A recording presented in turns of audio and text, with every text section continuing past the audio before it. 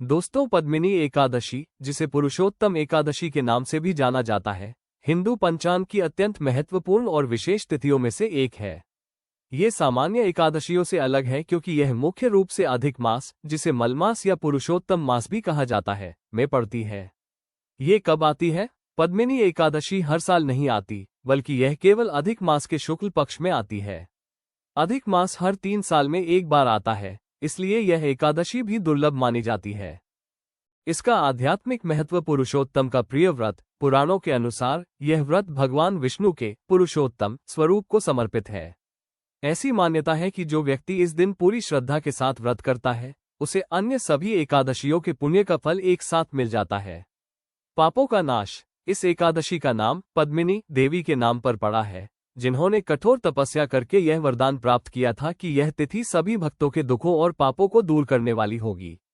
मोक्ष प्राप्ति। माना जाता है कि जो भक्त इस दिन व्रत और दान पुण्य करते हैं, वे न केवल इस लोक में सुख प्राप्त करते हैं, बल्कि मृत्यु के पश्चात सीधे भगवान विष्णु के परम धाम वैकुंठ को जाते हैं। पद्मिनी एकादशी की पौराणिक कथा के अनुसार सतयुग में कीर्तवीर्य नाम का एक अत्यंत पराक्रमी और धर्मात्मा राजा था। उसकी कई रानियां थीं, लेकिन किसी से भी उसे पुत्र की प्राप्ति नहीं हुई। पुत्र प्राप्ति की प्रबल इच्छा के कारण राजा बहुत दुखी रहने लगा। अपनी इस मनोकामना को पूरा करने के लिए राजा कीर्तवीर्य ने कठोर तपस्या करने का निर्णय लिया। उसकी महारानी, जिनका नाम पद्मिनी था, अपने पति के प्रति अगाध प्रेम और भक्ति के कारण उनके साथ वन में तपस्या करने चली गई। राजा ने कई वर्षों तक कठोर तप किया, लेकिन उन्हें पुत्र रत्न की प्राप्ति नहीं हुई। एक दिन महारानी पद्मिनी महासती अनुसुया जी, महर्षि अत्रि की पत्नी, के आश्रम में गईं और उनसे अपने दुख का कारण बताया। सती अनुसुया ने उनकी भक्ति और समर्पण से प्रसन्न होकर उन्हें एक विशेष और प्रभावशाली व्रत करने का परामर्श दिया। अनुसुया जी ने कहा, हे देवी, अधिक मास पुरुषोत्तम मास में पड़ने वाली एकादशी को पद्मिनी एकादशी कहते हैं। यह एकादशी भगवान विष्णु को अत्यंत प्रिय है। जो व्यक्ति इस दिन भगवान पुरुषोत्तम श्री विष्णु की भक्ति भाव से पूजा और व्रत करता है, उसकी सभी मनोकामनाएं पूर्ण होती हैं। यदि आप और राजा कीर्तवीर्य इस एकादशी का विधि विधान से व्रत करें, तो भगवान विष्णु आपको अवश्य ही एक पराक्रमी और सुयोग्य पुत्र का वरदान देंगे। महारानी पद्मिनी ने अनुसुया जी की बातों को अत्यंत श्रद्धा से सुना और राजा कीर्तवीर्य को इस दिव्य व्रत के बारे में बताया। दोनों ने मिलकर अधिक मास की इस पावन एकादशी पर निर्जला जल के बिना व्रत का पालन किया। वे पूरे दिन भगवान विष्णु का ध्यान, जप और संकीर्तन करते रहे और रात्रि में जागरण किया।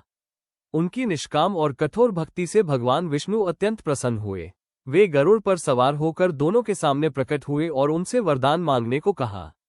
राजा कीर्तवीर्य ने हाथ जोड़कर कहा, हे प्रभु, यदि आप हमारी भक्ति से प्रसन्न हैं, तो हमें ऐसा पुत्र प्रदान करें जो अत्यंत बलवान, तेजस्वी, युद्ध में अजेय हो और तीनों लोकों स्वर्ग, पृथ्वी और पाताल में सबसे शक्तिशाली हो। उसका वध केवल स्वयं भगवान यानी आप ही कर सके। भगवान विष्णु ने राजा को एवमस्तु ऐसा ही होगा कहकर आशीर्वाद दिया और अंतर्ध्यान हो गए।